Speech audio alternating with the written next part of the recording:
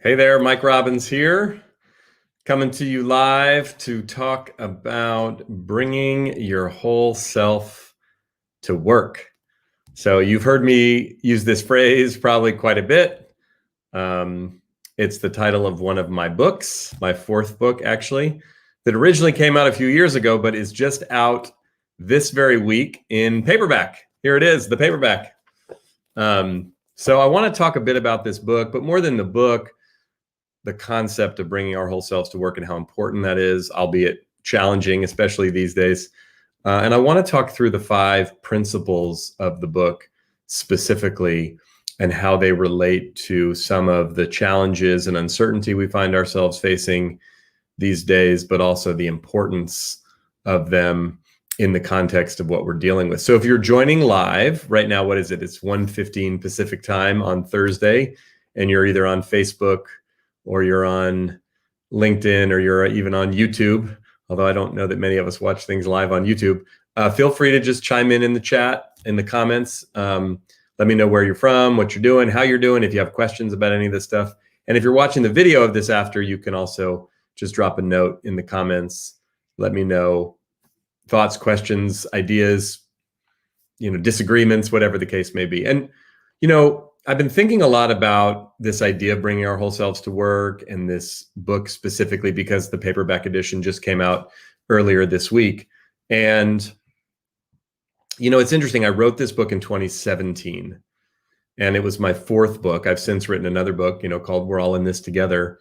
But when I wrote this book in particular, it was the first real business leadership book that I'd written. My first 3 books are a little more kind of self-help, personal growth focused. But I really wanted to capture a lot of the work and the research that I'd been doing for, at that time, 16, 17 years, and particularly the previous 5 or 10 years when I've been doing a lot of work with leaders and teams, at a pretty high level for some of the big companies that we partner with.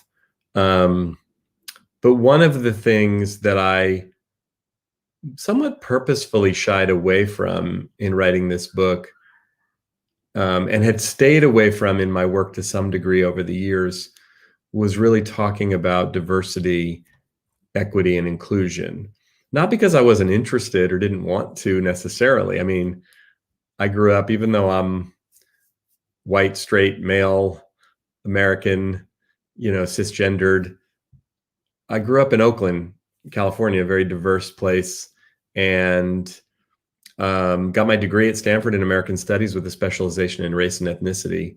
So issues of diversity, equity, and inclusion, although I don't know that I used some of those terms in those days, have always been important to me, and things that I think about and talk about. But when I first started doing my work almost 20 years ago, I wanted to go into diversity work. But, as a young, straight, white man, I thought to myself, I don't know if that's really appropriate or would be respectful to people who have very different lived experience than I do and know what it's like to walk through the world, as a female or as a person of color, or, as a member of the LGBTQ community, or self-identifying as, the member of one or more non-dominant groups. So anyway, I write the book with the title, Bring Your Whole Self to Work.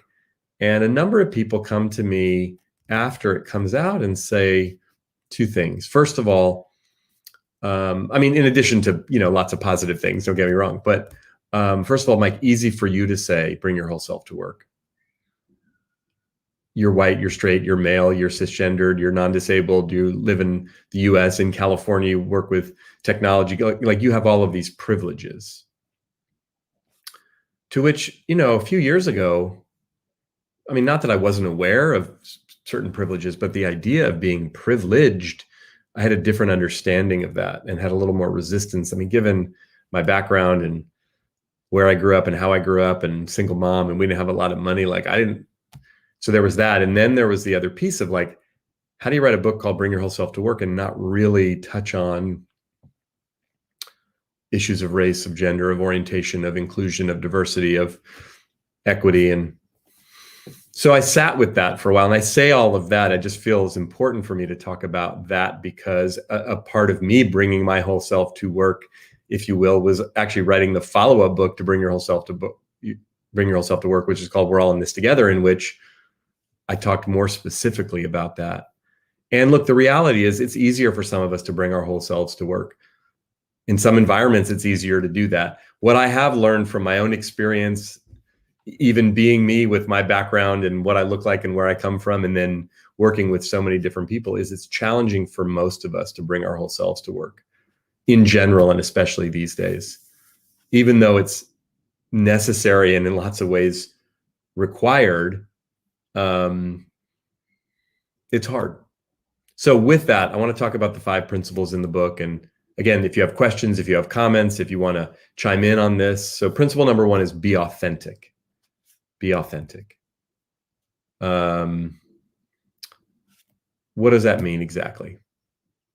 Right? We all know what authenticity means for the most part, right?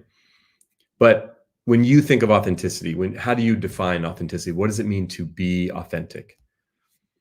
It's more than simply just being honest or telling the truth. That's obviously part of it. But we have to remove our self-righteousness from our honesty, and we have to add vulnerability. Both of these things are challenging in general, and especially these days. Self-righteousness, what do I mean by that? I'm right, you're wrong.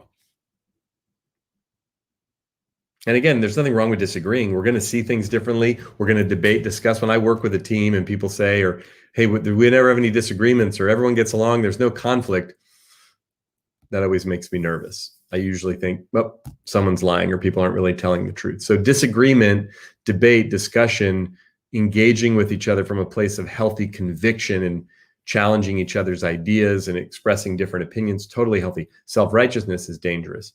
I'm right, you're wrong. I mean, look, here we are on social media. You can just scroll through your feed right now. After you get done watching this video, you'll see lots of self-righteous communication about all kinds of stuff. I mean, about any and every political and social issue happening right now, about most things related to COVID and the pandemic and vaccines and right on and on. And it concerns me deeply about our culture, but we bring self-righteousness into the work that we do, into how we interact and communicate. And it's super dangerous.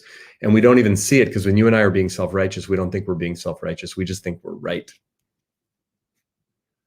So we got to have enough self-awareness that we can remove our self-righteousness and then add vulnerability. Vulnerability? Yeah, lowering the waterline on the iceberg, expressing and exposing a little more of who we are.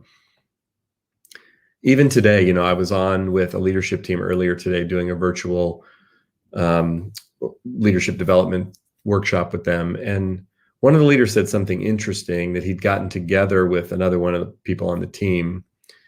And it was the first time they'd seen each other in person, and they went and met outside for lunch, socially distant and whatever they did. But he said it was amazing. And they had this conversation where he's like, I ended up sharing some things that I don't think I would have shared otherwise if we weren't in person, which we all acknowledge, yeah, it can be easier to open up, to connect, right? But we had then a deeper conversation of why is that? Yeah, I get that Zoom or Teams or WebEx or whatever platform we're using isn't the ideal place for us to connect human to human emotionally in a sort of 3D way. But why can't we be vulnerable when we're communicating on Zoom? We can, absolutely. It's a little harder, it's a little different, but it's important. So can we be authentic, be honest, remove our self-righteousness, add the vulnerability? Not easy to do in the best of environments, even more challenging to do these days, but probably even more important. So think about yourself in your work and in your life. How can you show up on Zoom as authentically as possible? How can you communicate by email or Slack or text or phone or whatever platform you use, and think about, can I focus on being as real as possible? That's what being authentic is about. Second principle is utilize the power of appreciation. Utilize the power of appreciation. Now, appreciation is distinct from recognition. Appreciation's about who people are. Recognition's about what people do. Appreciation's about people's value It's about caring about people. Recognition is commenting on or acknowledging performance or outcome. Both are important, but we want to separate these two. Because if all we do is focus on performance, we recognize good performance, we don't recognize bad performance, that's fine. But then we miss out on all these other opportunities to appreciate people, care about people, value people. Another one of the leaders on the Zoom today said, I don't think I've been really acknowledging how hard COVID's been on me and everyone. I've just sort of been heads down working, but sometimes I have to pick my head up and actually remember people are having a hard time. People need to be listened to and connected with, and we're not seeing each other walking down the hall, or, you may be working in an environment where you're back working in person. A lot of people are still working from home and working virtually. So appreciating people's harder. We can't just pat someone on the back literally when we see them in the lunchroom or whatever, but can we be more intentional about that? Super important. So utilize that power of appreciation. I've never heard a single human being say to me, and I've been studying appreciation for the whole 20 years I've been doing this, you know what, Mike, I'm just too appreciated. It's just too much. I wish people would stop. It's getting on my nerves. No one's ever said that. Not to me. And I don't think anybody's ever really said, I feel overappreciated. Most of us feel underappreciated. And we can impact that with the people around us if we focus on it. The third principle is to focus on emotional intelligence. Emotional intelligence, EQ. What's emotional intelligence? Self-awareness, self-management, social awareness, relationship management. Self-awareness, self-management, again, always important, often challenging for a variety of reasons, especially during COVID. Can we pay attention to ourselves? What am I thinking? How am I feeling? What's going on for me physically, mentally, emotionally, even spiritually? And what do I do to manage that? What techniques, what practices, what self-care techniques? It could be journaling, it could be meditating, it could be doing yoga, it could be going for walks, it could be just breathing. Noticing how easy it is. I was talking about this morning with the group I was working with. It's kind of like, road rage is kind of Zoom rage. Like we often can sit in front of our computers all day and then get really irritable and really, so can we mix things up? They were even talking about taking some meetings on the phone and going for walks instead of just sitting for 8, 10, 12 hours straight, Zoom after Zoom after Zoom, whatever it is. What techniques do we have to care for ourselves, but also manage ourselves and be aware of what's going on for us? And then social awareness, relationship management, always important, often complicated and challenging, especially when we're not getting together and seeing each other the way that we used to. So what can we do to manage relationships, to understand the social dynamic that exists within our team? We just have to be more intentional about it. We have to be more mindful of how we manage relationships these days, because it's very transactional. It's very Zoom to Zoom to Zoom again. And even if it's not, there's just so many of the ways that we socially have interacted for years have been and continue to be disrupted. The fourth principle is to embrace a growth mindset. Growth mindset. You've probably heard about or know about a bit about the concept of growth mindset. The professor at Stanford, great professor Carol Dweck, has been studying this for a number of decades. Growth mindset is really this idea that we can work hard, use some grit, use some determination, and learn things, get better at things. Like we're not just stuck with whatever skills and raw materials we were born with. We can develop ourselves. But there's an aspect of growth mindset that I've always found really important, and it's especially relevant now in this aspect of looking at everything that comes our way as an opportunity to learn and to grow. So being a little less attached to the outcome and a little more attached to the growth and the learning. Now, of course, outcome matters, right? I live in the real world. I want to produce results. The bottom line matters in business. Whether we get the project done on time and effectively matters. Like those things matter. I'm a sports guy. I come from the sports world. Winning the game matters. Winning the championship matters. It's like way better than losing. So I'm not saying, but what about looking at the growth opportunities? There's a great question that I love to pose to myself and others when we're going through a difficult time. It's easy to ask, why is this happening to me? Or why is this happening to us? Or why did this happen? What if we change that to, why is this happening for me or for us?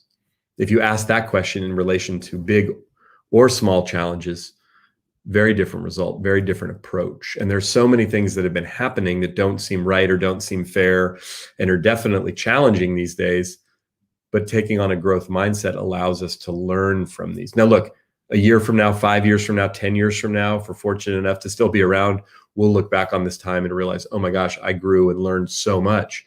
what if we could bring that perspective into the present moment right now, which we can, and can allow us to not only learn and grow more effectively, but navigate some of the difficulties, some of the stress, some of the challenge. And the final piece, the final principle, number 5, is create a championship team. Create a championship team. Now, a championship team is different than a team of champions. A championship team means we put our job above our role. Our job on a championship team is to help the team win, help the team thrive, help the team succeed. Our role is whatever we do specifically, right? Companies of any size, small business, large corporation, don't succeed because the finance team is really good, or because the marketing team is really good, or because the product team is really good, or the sales team. They function and succeed ultimately because all of those teams do their roles well, but they work together and everyone does their job, which is help the team win. In the sports world, right? I played baseball. Team doesn't win just because they have a good pitcher or good pitching. It helps, but other people, you have to score some runs, you have to play some defense, it has to all come together in synergy. So the culture, the chemistry of the team is really important. So can you nurture that by being authentic, by utilizing the power of appreciation, by focusing on emotional intelligence, by embracing a growth mindset? Those can all benefit us individually, but ultimately if other people and everyone takes those on, that impacts the whole team. So those are the 5 principles from my book, Bring Your Whole Self to Work. Let's see, can you see? Yeah. Again, it's out in paperback this week, which I'm super excited about. I'll put a link in the comments. You can get copies of it at mike-robbins.com/work. That's kind of our special launch page. And it also talks about the book and all that, but there's some bonus audio programs that I created for leaders, for team members, individual contributors, and also for owners and entrepreneurs that really focus on these 5 principles and how they relate to those specific roles. So you can check that out. I'll be coming on here doing lives probably once a week, usually Wednesday, Thursday time, sometimes maybe earlier in the week. I don't have a set time I'm doing it, but I'm glad to be back doing this. I'm back doing my podcast. If you're not subscribed to that, feel free to check it out. We're all in this together, and back to sending out my email newsletter every week. So you can sign up for that at mike-robbins.com. But thanks for watching, either live or after the fact. Again, drop a little note in the comments. Let me know how you're doing. If you have suggestions for future conversations like this, I appreciate you following me here on LinkedIn, Facebook, or YouTube. Take care.